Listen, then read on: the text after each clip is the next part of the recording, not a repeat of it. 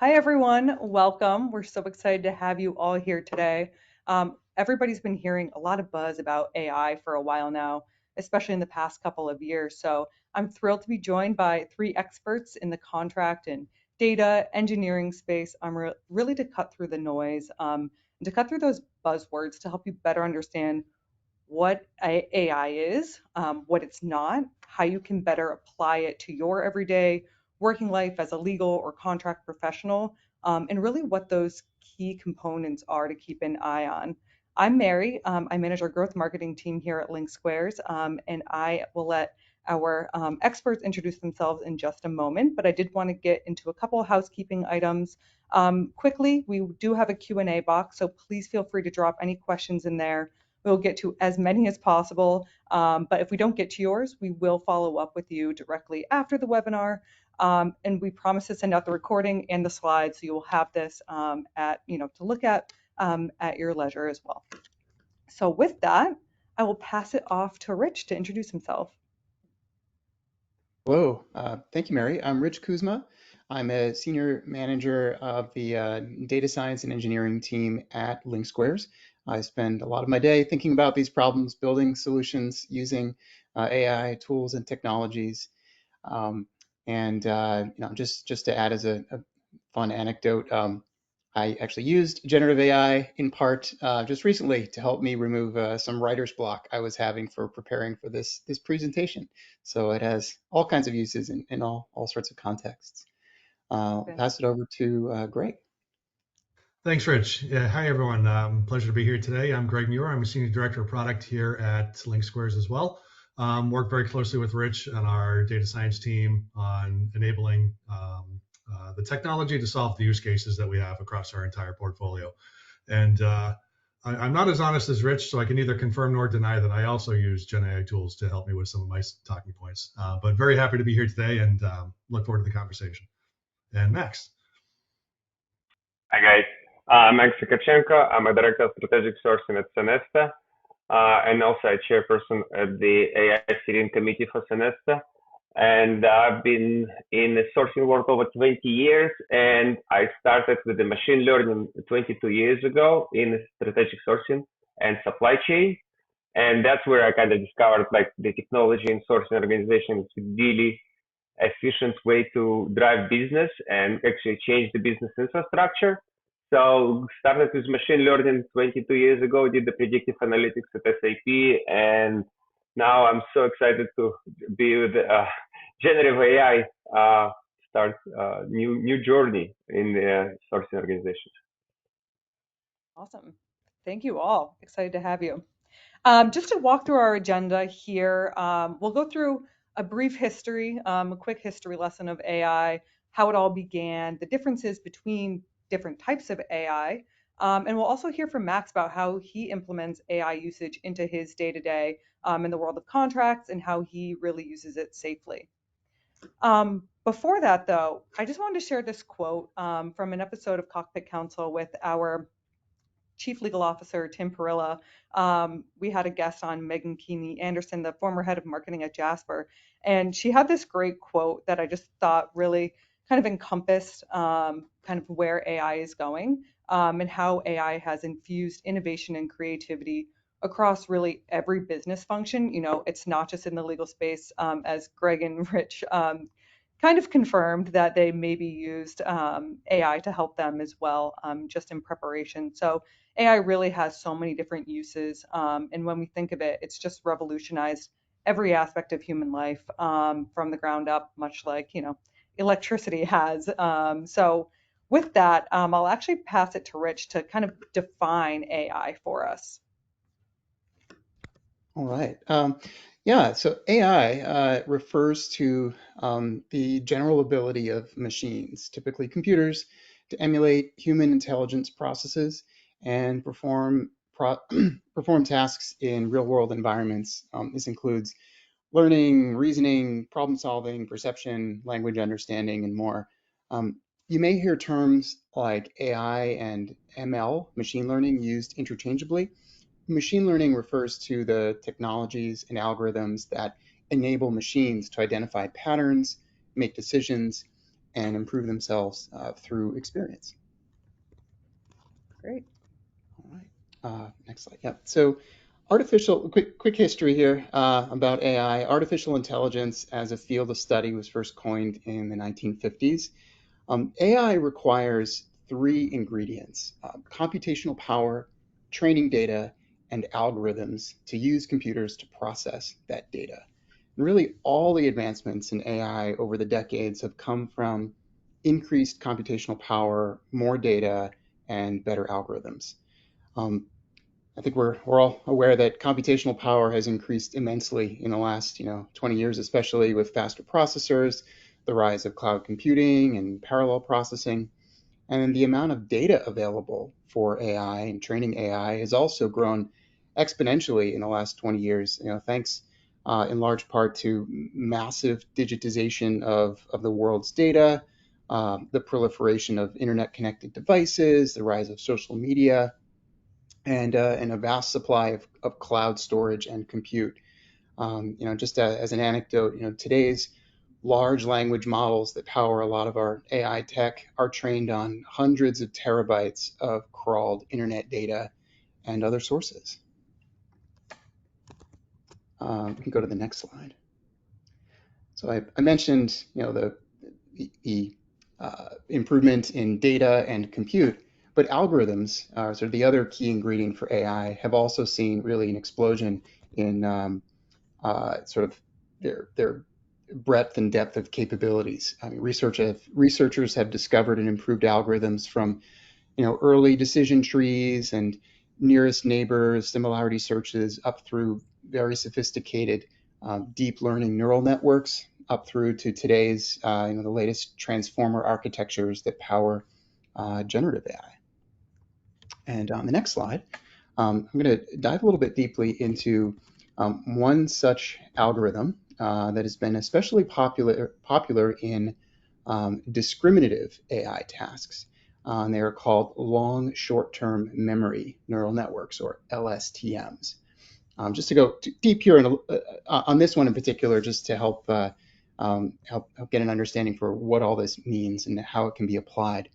For example, one could use an LSTM algorithm to locate the governing law of a contract. So this is a technique that can save legal professionals a lot of time searching for relevant details in contracts, not just governing law, but termination dates, effective dates, parties involved. And with LSTMs, essentially what we do is we provide the algorithm with thousands of examples of annotated values. In this case, let's say it's governing law values. And the algorithm learns how to identify governing law clauses with greater accuracy. Sort of the more examples, the more variants that it has seen. I'll note here that with LSTMs, the original training data documents themselves aren't used to identify a governing law in a new contract, but rather during training, the algorithm assigns weights to words and subwords to output the probability that a given piece of text is likely a governing law or not. We can go to the next slide. So LSTMs are an example of one algorithm used for discriminative AI tasks. But generative AI, on the other hand, refers to a set of deep learning algorithms that can generate or produce high quality text or images or other content based on the data that they were trained on. Now, generative AI, this was popularized by ChatGPT, which I imagine many of you have probably used, if not heard of. ChatGPT really democratized access to this new capability with an intuitive chat interface. Generative AI can make legal professionals more efficient by performing feats such as summarizing agreements or generating rough drafts of content for agreements, or even streamlining redlining tasks and more. So I thought I'd take a minute and explain in sort of high-level terms, how does generative AI work? Well, the basic concept here is that researchers came up with an algorithm where if you give it a sequence of words or subwords, like tokens or sort of parts of words, the algorithm is able to predict what is the most probable next word in the sequence. That's it. It just figures out the next word in the sequence. If you do this over and over again, you can generate not just the next word, but the word after, and the word after. You generate a whole sentence, a whole paragraph, a whole document, all just based on what's the likely next word to appear based on its training data. And it turns out that the more data you train this algorithm with, the better it gets at predicting the next word in the series. And so researchers fed this algorithm terabytes of data, including digitized books and online forum posts and social media text and more. And they spent millions of dollars on compute spend processing all this data. And the result were really the first what we call large language models, or LLMs. They're capable of generating remarkably good responses to a variety of questions. And today there's a race among the biggest tech companies to train even larger models with more data, more compute, and more improvements to the underlying algorithms so that it gets even better at generating data. And I also note here too that many companies building these models, such as OpenAI and others, have also employed teams of people, like actual humans, to review sampling of the generated results and fine-tune the LLMs to get even better results. We call this putting a human in the loop to sort of verify and discard poor results and signal boost good results. I'll just note a couple limitations with this approach. While an LLM, generative AI, is good at guessing the next word in a sequence, it's very limited by the data that it's trained on. So, for example, you can't ask an LLM to tell you like what yesterday's news was. I mean, you could guess. It could probably even tell you a website that you could go to find yesterday's news that likely has an answer, but it won't be able to generate the correct answer until it's been trained on yesterday's actual news. There's also a risk that the large language model was trained on either incomplete or inaccurate data, or that maybe the data it was trained on contained copyrighted or private data that could inadvertently leak into a generated response. So next up, actually, Greg's going to dive into a little bit more about some of the differences between generative AI and discriminative AI. Rich, actually, before we move on, we did have a question come in while we're on this topic about that data and where does that data come from. I know people are wanting to protect data and that sort of thing. So if you could just give us some examples on like how to protect data. Yeah, definitely. I can take this unless Greg, did you want to pick up this one? Yeah, I can jump in, and obviously, if there's additional context that you'd want to give, feel free to jump in as well. Yeah, data is obviously extremely important. It's one of the most valuable things that any company or any user has. So being able to make sure that your data is protected and secure throughout the entire process is paramount to everything that we do at LinkSquares. I will say that early on, when ChatGPT was released, there were some stories about data leakage and actual prompts being reintroduced as training data for updates to the models. So early on, it was a little bit more of the wild, wild west. I'd say very much recently, the foundational models and all of the systems built on top of them have done a great job of adjusting to market demands and really being a little bit more transparent with what they're doing, what data they're collecting, what data they're not collecting, and really making sure that those are a lot more transparent in their T's and C's, as well as what they're able to do with the system as well. For us as LinkSquares, it's very important for us. We take a very privacy-focused approach to everything that we do. It was the partners that we've chosen to partner with, the companies that we've chosen to partner with, and the models that we've chosen to use have a reputation of being secure or ethical in their approach. And that was very important to us as well. It's really the system that's built around that. So how we inject the prompts, how we take the results, the pre and the post processing that we do around that entire system as an entity, we look at not just at the LLM itself. But I will say, just to kind of quickly answer the question, or to say the question, to refocus on the question, the LLMs themselves and these systems around them have really improved over time, and security is very much front and center for most of the companies that are working in the space. Fantastic, thank you, Greg. And we're actually going to move on to kind of like what the difference is here between discriminative and generative AI. Just give us an overview of that. Yeah, I'll keep going here. So thank you, Mary, and thank you, Rich, for the great overview as well from the technical side. Wanted to take a few moments just to kind of restate some of the things that Rich had mentioned, just to kind of help it sink in a little bit more around what they are, what they're used for, what they're good at, and what they're not. There's lots of investment. We all know there's trillions of dollars, billions of dollars of investment going into this space. So things are rapidly changing. But at its heart, there are really two main camps of discriminative AI versus generative AI. From a conceptual perspective, discriminative AI is really designed to classify information into predefined buckets, whereas generative AI is really designed to understand the distribution of data, understand the distribution of language, and uncover new patterns and be able to generate output. Discriminative AI does not generate any output. It basically just says yes or no. Is this a governing law? Is this an effective date? Generative AI would be able to generate some language around what that effective date is. When it comes to the training data, Rich mentioned this a little bit as well. For discriminative AI, it does require that there is labeled training data up front to give it as examples for the machine to learn. Generative AI is different. It's looking at the entire internet, basically, a lot of open source material. So it's looking at everything. There's a lot more data there. But it's also a lot more compute intensive, and it's a lot more costly in order to train those foundational models themselves. From a capability and output perspective, Gen AI, or the discriminative AI, it really excels where the goal is to accurately classify new examples into known categories. So I have 5, 6, 7 different document types that I want to categorize things into. I have a new contract that comes in or a new document that comes in. Tell me which one of those 6 it most likely falls into. Where it falls down is if that new contract is not something that was seen before, because I don't have any training data that's inherent within the data set that it was trained on, or any data within the training set that it was trained on to infer what that might mean. So it does require a little bit more on the upfront side to use discriminative AI with that training data.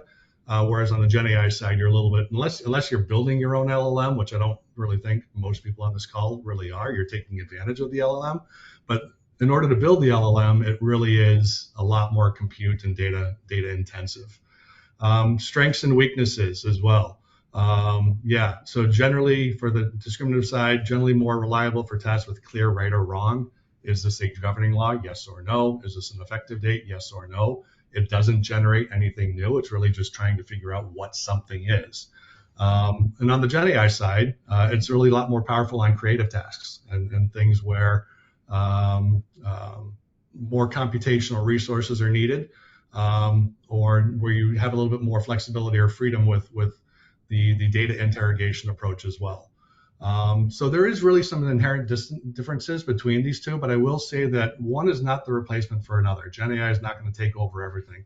These very much go hand in hand, and they have their individual use cases where they can be beneficial. So it's important to understand for anybody that's employing AI that these are tools, and depending on the use case, you might pick up a hammer, you might pick up a saw, you might pick up a screwdriver, and just making sure that you're using the right approach to get the results that you need effectively. I will finish here with some practical examples just to kind of regroup as well. Discriminative AI, it's data classification, data extraction, things of that nature. What is this? Tell me what it is into these predefined buckets. Gen AI is really good at summarization. It's good at drafting. It's good at augmenting language. It's good at changing tone. It's good at really those understanding, or those text-based things of understanding language. To allow you to more quickly and more efficiently draft language or augment language for your individual business needs. So just wanted to make sure that was clear. One is they go hand in hand. They're not a replacement for each other, and they very much have their own uses. And discriminative AI, Greg, would be more like on the data analytics side. Is that true? Yes and no. So for us, in our platform, not to focus on our platform, but we have what we call smart values, which is really all of the information that we're extracting from contracts as they come in. That's going to be the parties involved, effective dates, data at the clause level, governing laws, the example that we've been using here a few times already. We use discriminative AI for those tasks currently. We're not exclusively using discriminative AI, but it really is probably the main thrust of everything that we do in that particular area. But we also use Gen AI for helping with automated redlining, AI-assisted redlining, being able to do data interrogation or document interrogation. The chat GPT experience of what is the effective date, asking questions about that particular document or contract, and getting those results returned to me and being able to iterate and refine that experience over time. So yeah, it really is a little bit of both.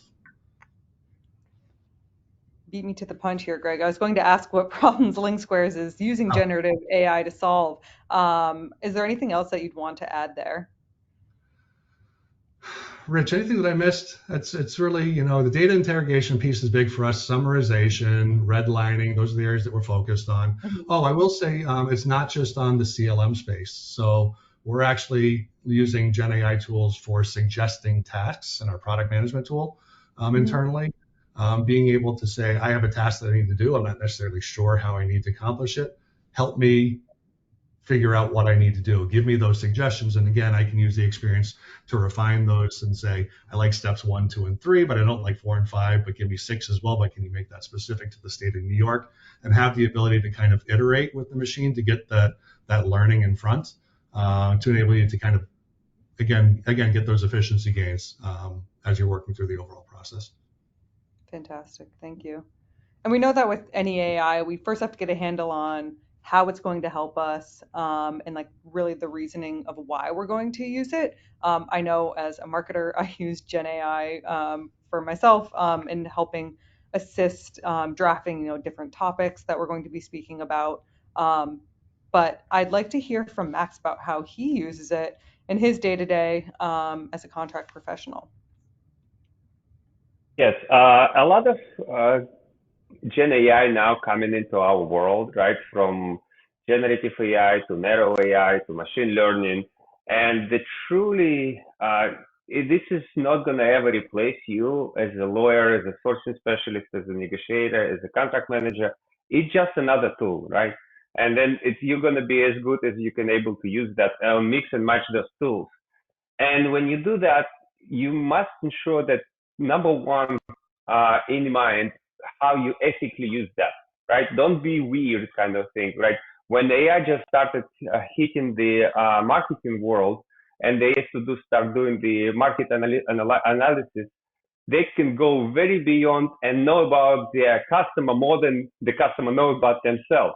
And that kind of scared a lot of people. So basically, when every conference I go to on AI, ethics is number one problem, right? So the number one topic.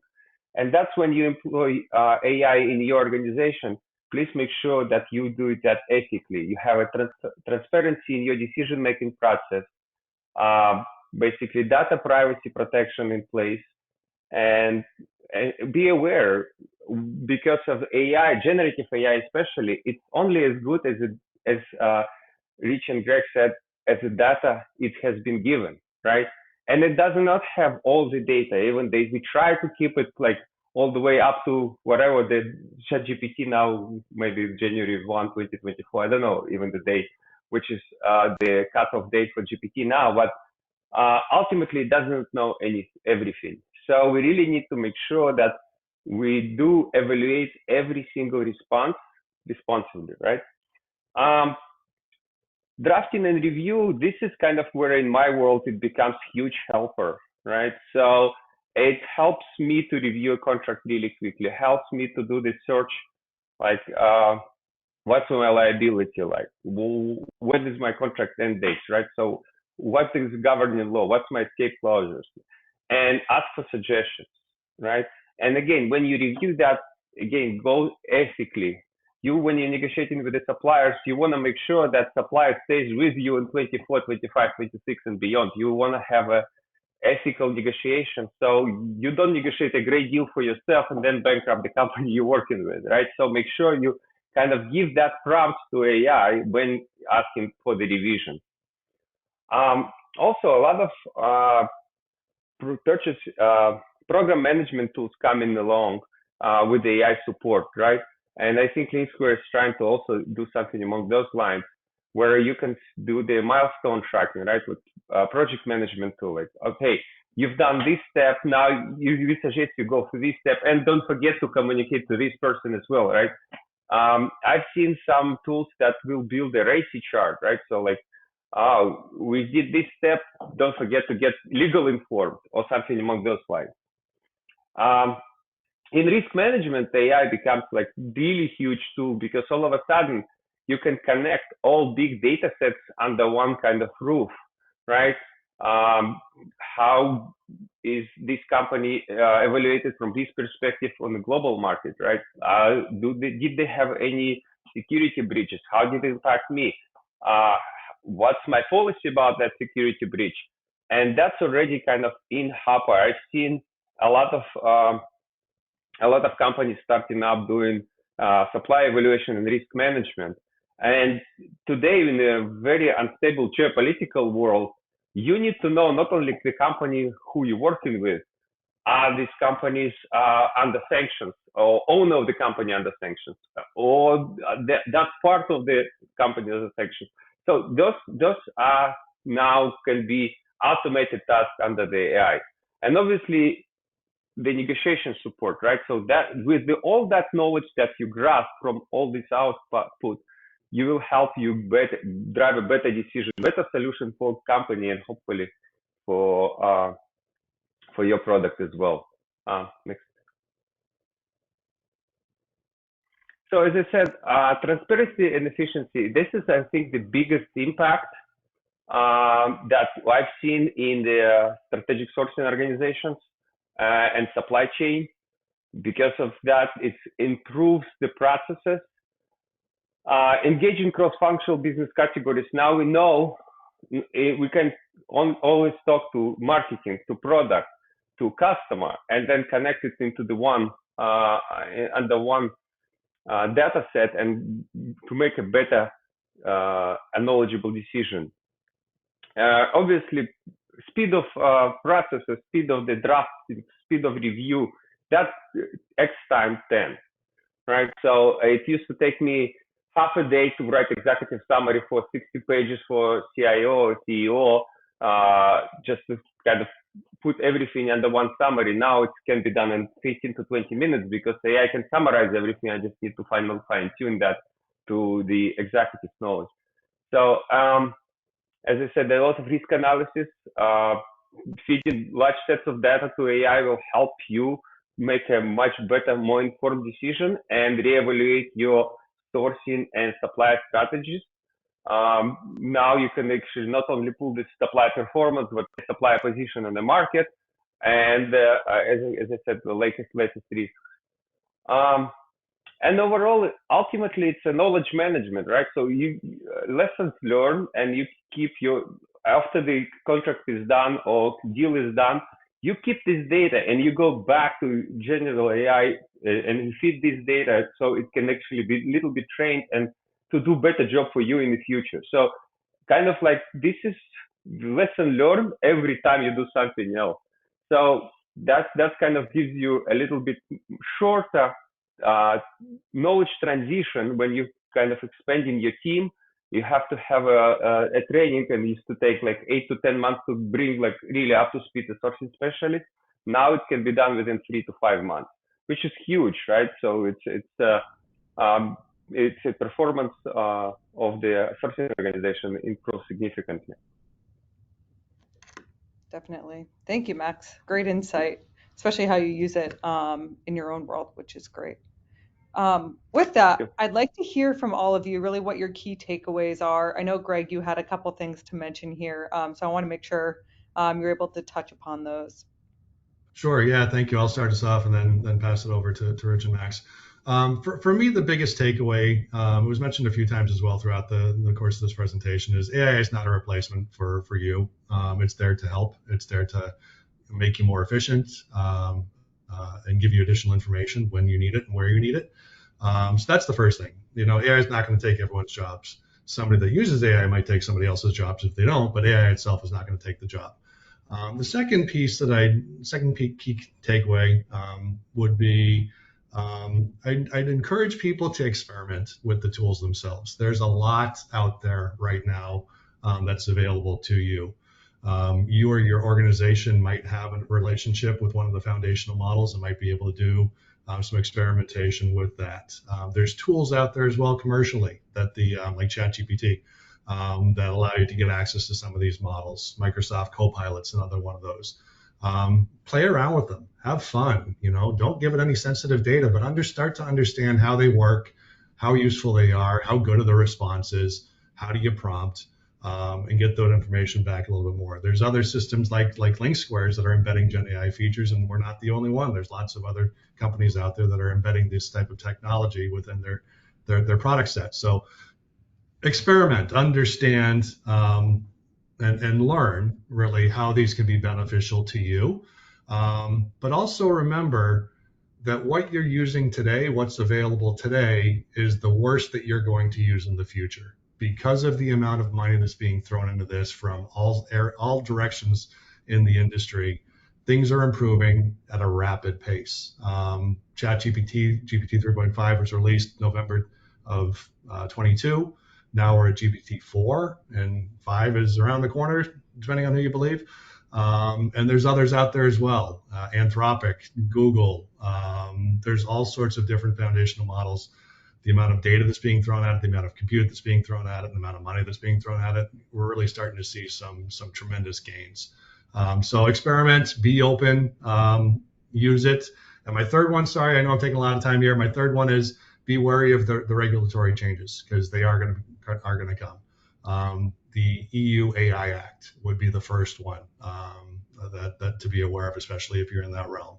We could spend an entire session talking about compliance itself, but there is going to be regulatory changes around AI. There already is. We talked about data privacy and the concerns around that. So there will be things that need to be addressed and taken care of. So just be aware of those while you're doing the experimentation. Greg, I think you just signed yourself up for another webinar. So I'm already set up for another one, but yeah, happy to. Let's do it. Awesome. Max or Rich, do either of you have anything you want to add? Just a quick statement. One of the Microsoft leaders stated when they just acquired ChatGPT, 49% of OpenAI, all the company will become technology company and all technology company will be AI companies. So it's coming. So you better experiment, learn, and see how you can make your job easier, better. And yeah, don't be afraid of that. Don't be afraid of the change. Remember, in 1980s, there was internet forbidden to be in the computers at work, right? So they would shut down. And the same way they shut down OpenAI access to Samsung, right? So it's very similar product cycle. So don't just embrace it. Don't fight it. Love that. Rich, what about And you? I would double down on one of the key takeaways that Greg highlighted there around that it's going to keep getting better. Just looking at historically the rate of change, how fast this technology is improving with more data available, faster compute, and better algorithms improving almost daily. We get better models out there capable of performing even better tasks. So try it out, and if it's not exactly perfect yet, just know that it's inevitably going to get there. Fantastic. And I would be remiss if I didn't mention that, building responsible use policy is important, but aligning your AI policy with your existing policies is probably the easiest way to go about that. Really, no need to reinvent the wheel, and work with the stakeholders in your organization. So your, IT team, your legal team, and really ensuring that, everything is on track there. With that, I have one last plug here. On May 14th, we're actually going to go beyond the hype a little bit more and walk through practical applications of Gen AI for in-house legal teams, almost like a two-parter to this. We'll talk through how you can use generative AI to gain insight into your agreements, summarize your red lines, generate new clauses, all within LinkSquares. So if anybody would like to join, we'll definitely send information about that soon. So keep your eyes peeled for that, and we'll send out the recording and the slides. And And with that, any last words? All good. All right. Well, thank you, everyone. And we hope to see you on May 14th. Thank you. Thank you. Bye.